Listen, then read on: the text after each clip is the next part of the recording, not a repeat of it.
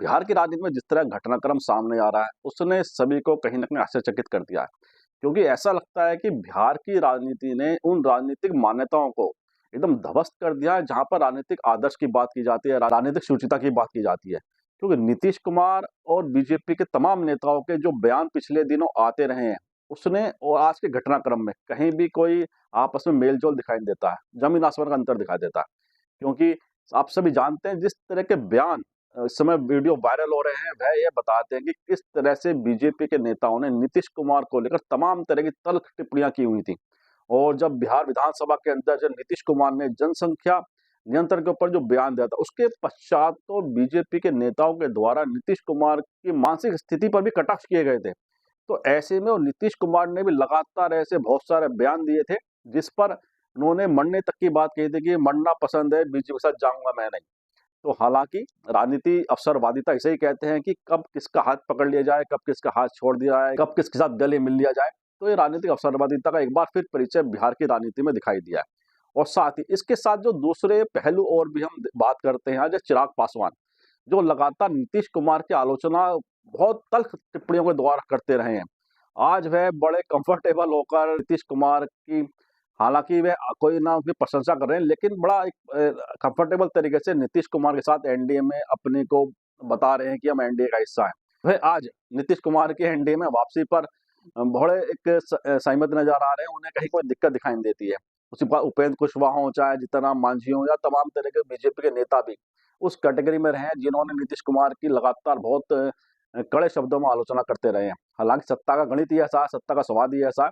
जो कि सब जो राजनीतिक समीकरण है, उसे किस तरह से वह बुनता है, किस तरह से उसे बिगाड़ता है, यह सब आप देख ही रहे हैं। लेकिन साथ ही हम बात कर रहे हैं आज नीतीश कुमार के जाने के बाद इंडिया गठबंधन की जो राजनीतिक संभावना है, उस पर क्या असर होगा? इस समय चर्चा ये है कि नीतीश कुमार के जाने से इंडिया गठबंधन की जो संभावना है, वह कहीं न कहीं उसको ठेस लगी है। क्योंकि नीतीश कुमार ने शिल्पकार की भूमिका थी इंडिया गठबंधन को बनाने में। उन्होंने तमाम विपक्षी दलों को इकट्ठा किया था, बातचीत की थी और लगातार कांग्रेस नेतृत्व के साथ में मिलकर पूरे इंडिया गठबंधन को सबूत दे रहे थे। तो ऐसे में निश्चित रूप से एक सेटबैक है इंडिया गठबंधन के लिए। लेकिन ऐसा लगता है कि इंडिया गठबंधन से नीतीश कुमार का जाना इंडिया गठबंधन की राजनीतिक संभावना को ज्यादा मजबूती दे गया है। कारण उसका यह है कि को प्रधानमंत्री पद के दावेदार को लेकर इंडिया गठबंधन का असमंजस था, तो नीतीश कुमार की वहां पर भूमिका थी। और जिस तरह से ममता बनर्जी और अरविंद केजरीवाल ने मल्लिकार्जुन खड़गे का नाम प्रस्तावित किया था, उसके बाद से नीतीश कुमार लगातार असहज महसूस कर रहे थे। नीतीश कुमार की महत्वाकांक्षा थी कि प्रधानमंत्री पद का दावेदार उन्हें कहा जाए, कि घोषणा की जाए। लेकिन इंडिया गठबंधन क्योंकि तमाम तरह की बातें नीतीश कुमार की राजनीतिक विश्वसनीयता पर लगातार होती रही हैं और ऐसे सवाल और ऐसे प्रसंग बहुत आते रहे हैं, जिस पर नीतीश कुमार की राजनीतिक विश्वसनीयता हमेशा सवालों के घेरे में रही है। और जो मल्लिकार्जुन खड़गे, जो कांग्रेस पार्टी के राष्ट्रीय अध्यक्ष हैं, उन्होंने कहा भी है कि लालू प्रसाद यादव ने से उनकी बात भी हुई थी इस बारे में।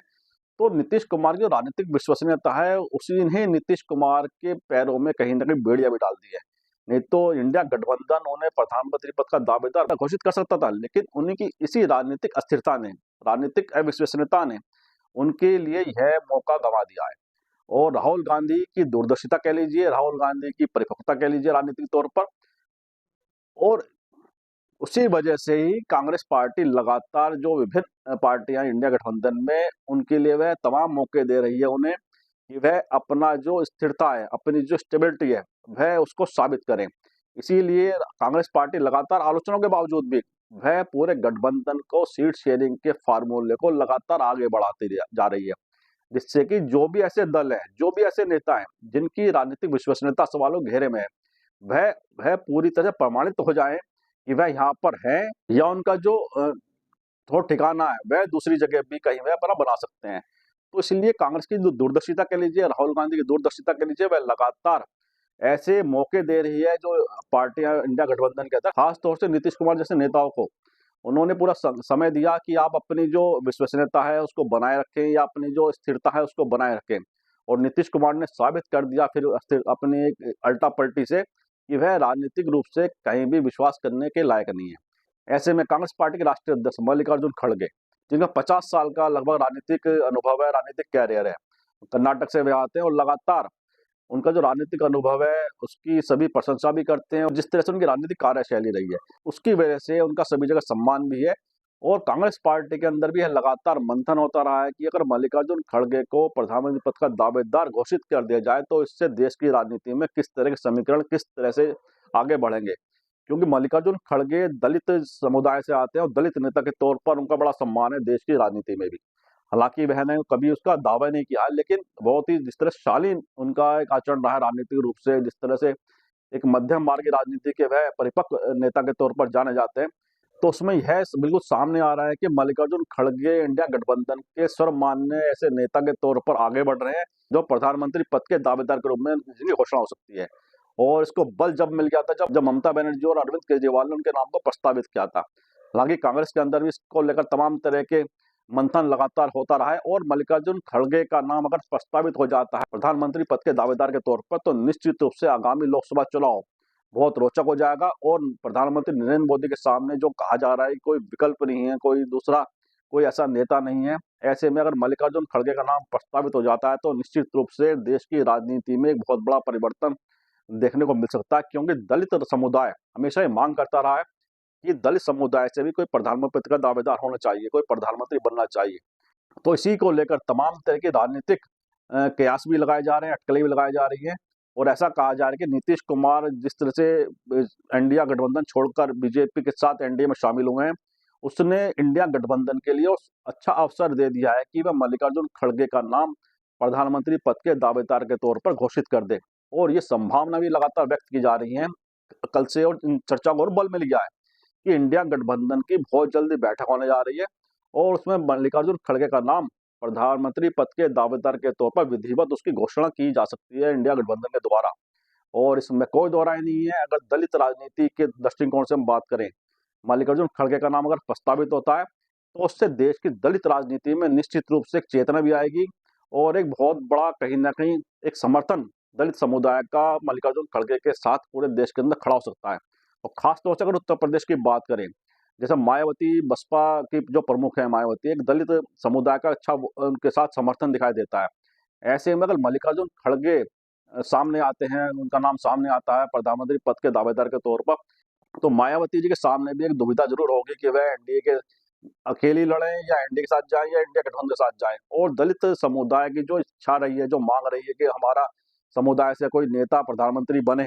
तो ऐसे में दलित समुदाय का बड़ा समर्थन मल्लिकार्जुन खड़गे के साथ, इंडिया गठबंधन के साथ, कांग्रेस के साथ आ सकता है। और ये केवल उत्तर प्रदेश ही नहीं, विभिन्न प्रांतों में हमें समर्थन देखने को मिल सकता है। खासतौर से उत्तर प्रदेश, बिहार की हम बात इसलिए कर रहे हैं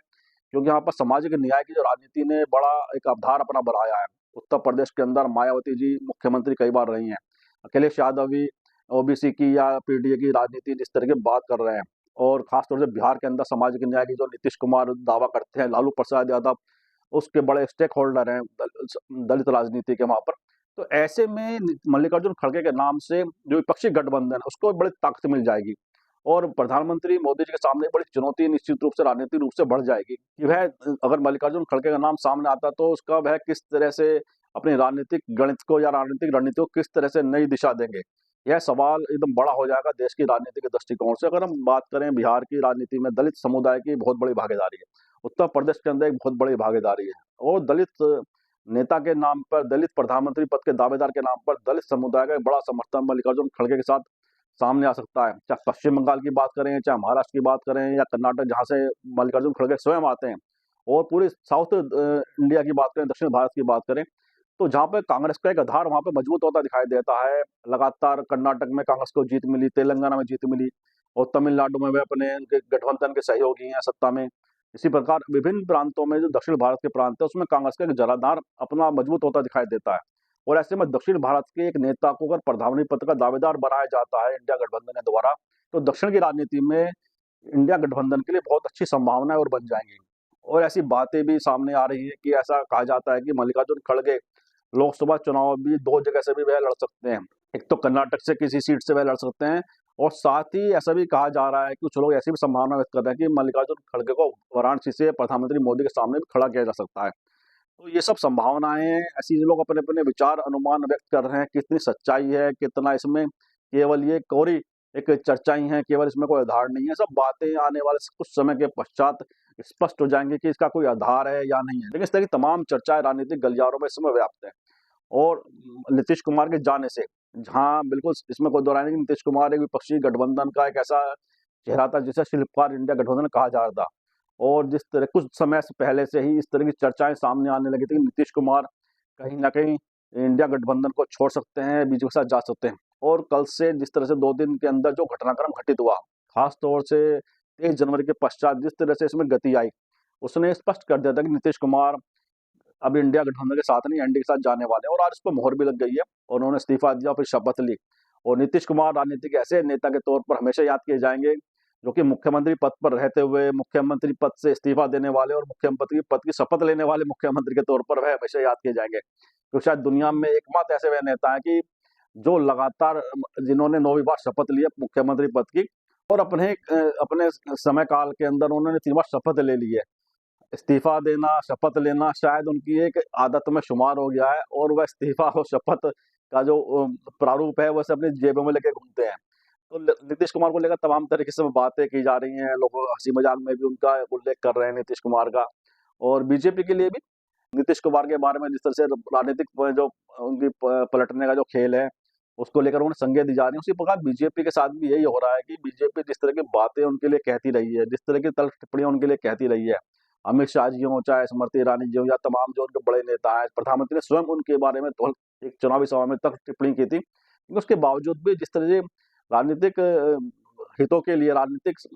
स्वार्थ के लिए जिस तरह से आपस में गिले-शिकवे दूर 1 सेकंड में कर लिए जाते हैं नेताओं के द्वारा, यह एक बड़े